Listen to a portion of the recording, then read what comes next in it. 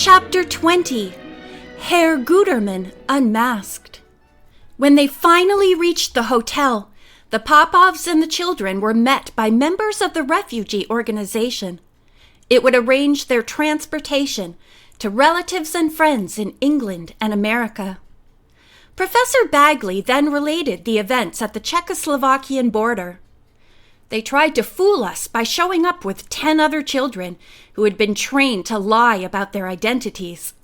Fortunately, I had been given photographs of the real orphans. How the Hungarians carried on, screaming and threatening.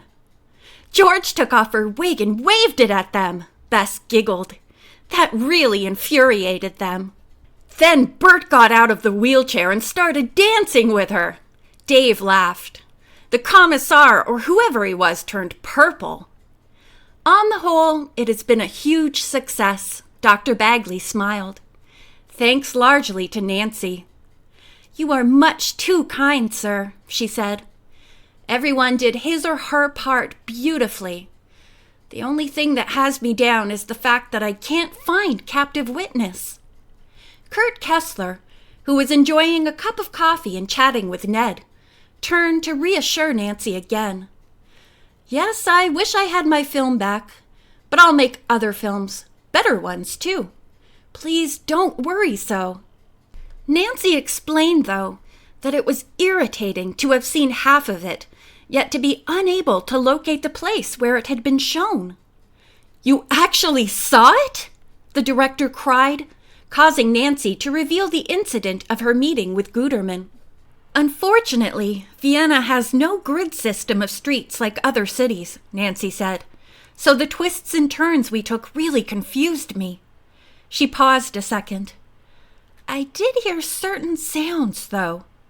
What were they? Kurt Kessler inquired with mounting eagerness. Well, trains. A train yard, to be exact, and a merry-go-round.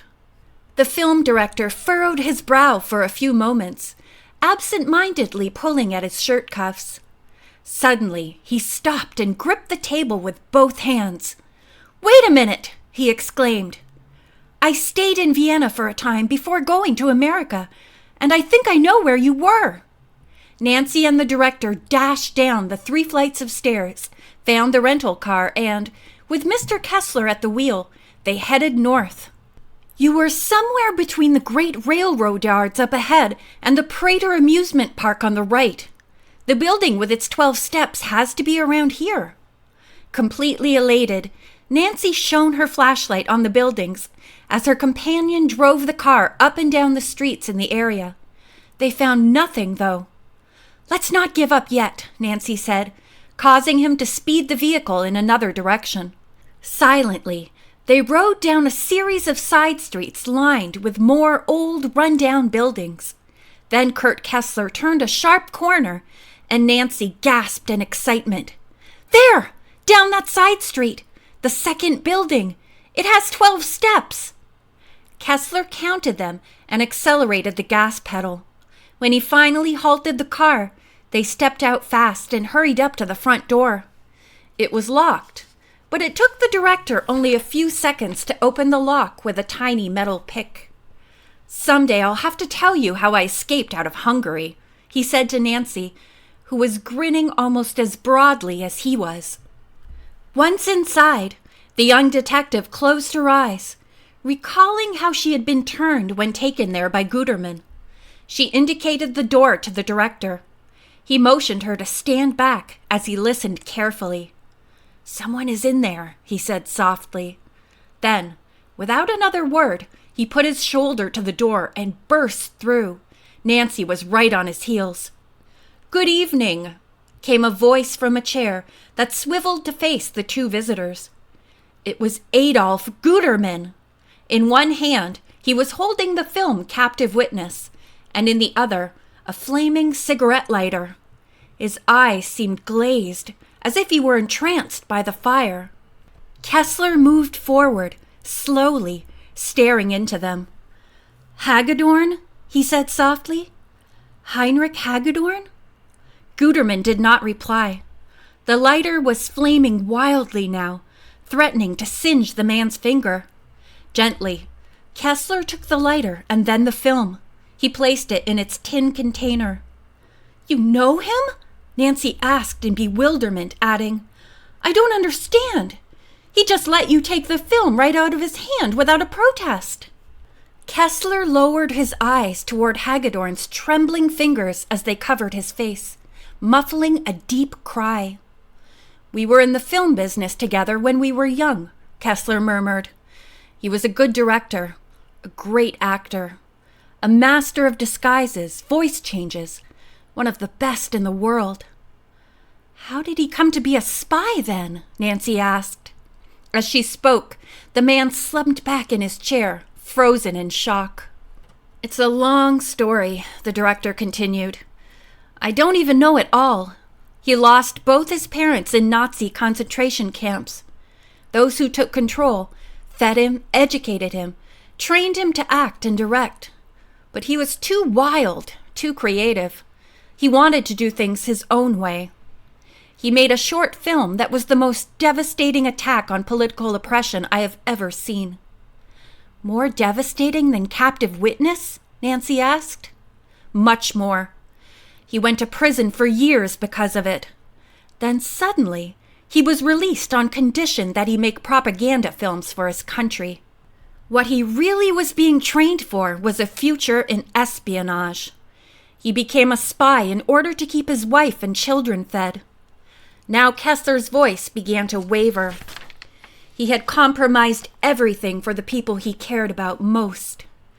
"I still don't understand, though, why he just let you take that film right out of his hand," Nancy interrupted quietly. Kessler took a deep breath before going on. "Because of our friendship, I suppose," he said. "He and I were in prison at the same time. When he finally managed to get out, he helped me escape. I remember he said it was more important for my film work to be seen than his. Unfortunately, neither Heinrich nor I realized that our captors would pin my escape on him. The next thing I learned was that his wife and children had been killed in an automobile accident." "How terrible!" Nancy gasped. She gazed at the man in the chair whose eyes were now pinched shut. No wonder he had behaved so erratically, appearing brilliant one moment and childlike another. He was only playing the role of someone who wouldn't permit himself to be hurt again. Seeing Kurt Kessler, however, had revived those feelings he had attempted, perhaps unsuccessfully, to abandon. After Kessler had placed a call to the police, Nancy told him thoughtfully, "I've learned a lot from this experience. Mostly that you can't understand what other people have to endure unless you put yourself in their shoes." Of course, she had no idea that she would soon face another, similar challenge when she solved the gondolier's secret. "That's why I make movies," the film director said. "I made Captive Witness to show the world how the other half is forced to live." Nancy's eyes flashed to the tin container Kessler had held tightly since he took it from his old friend. "And I guarantee that everyone who sees this picture will be a captive audience," she exclaimed. A few days later, when the young detective and her traveling companions were gathered at the Vienna Film Festival awards ceremony, they listened intently to the names of those recommended as producer of the Best Foreign Documentary. Kurt Kessler was one of 5 nominees, all of whom had done outstanding film work. "I'll be so disappointed if he doesn't win," Bess confided to Nancy as someone on stage opened an envelope. Kessler, who sat on the other side of the girl, murmured under his breath during the endless wait, then gasped as his name was called. A huge round of applause went up from the audience. "Oh, I'm so happy for you," Nancy told him, letting him step quickly into the aisle. When he reached the microphone, everyone was still clapping loudly, and he quieted them with his hands. "Please, please, you are all too kind," he said. "I cannot accept this award alone. I must share it with someone without whose courageous help I would not be standing here now." A murmur rose among his listeners as he paused before going on. Nancy Drew, will you please join me here?" "Me?" Nancy said quietly. "Yes, you," her other friends whispered from behind, coaxing her out of her seat. "You deserve it, Nancy." The end.